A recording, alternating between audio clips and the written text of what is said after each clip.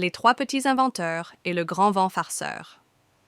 Il était une fois trois petits inventeurs, Lila, Milo et Tom.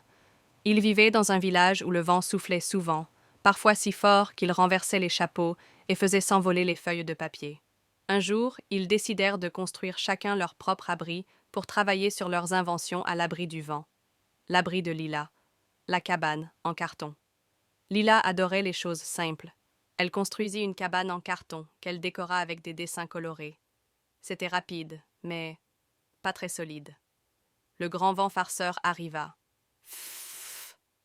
Il souffla très fort et la cabane de Lila s'envola en morceaux. Lila courut chez son frère Milo en riant. Je crois que ma cabane n'était pas assez solide.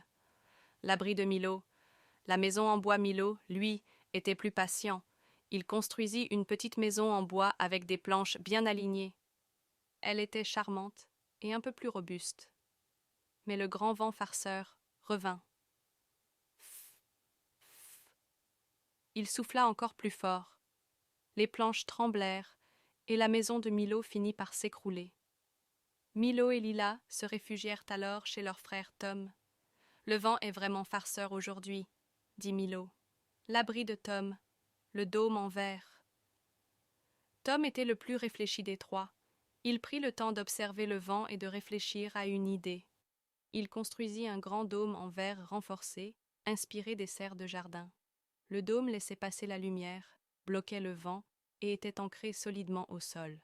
Quand le grand vent farceur souffla de toutes ses forces, il n'arrive pas à déplacer le dôme de Tom.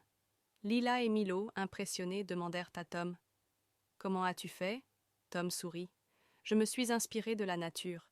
J'ai remarqué que les arbres plient sans casser et que les coquilles des escargots sont solides et bien fixées. J'ai utilisé ces idées pour mon abri. » Une leçon de coopération. Les trois inventeurs décidèrent alors de travailler ensemble. Avec l'aide de Tom, ils construisirent un grand laboratoire à l'épreuve du vent, où ils pouvaient tous inventer sans être dérangés. Et le grand vent farceur ? Eh bien, il passait parfois pour jouer, mais il respectait désormais leurs efforts et leur créativité.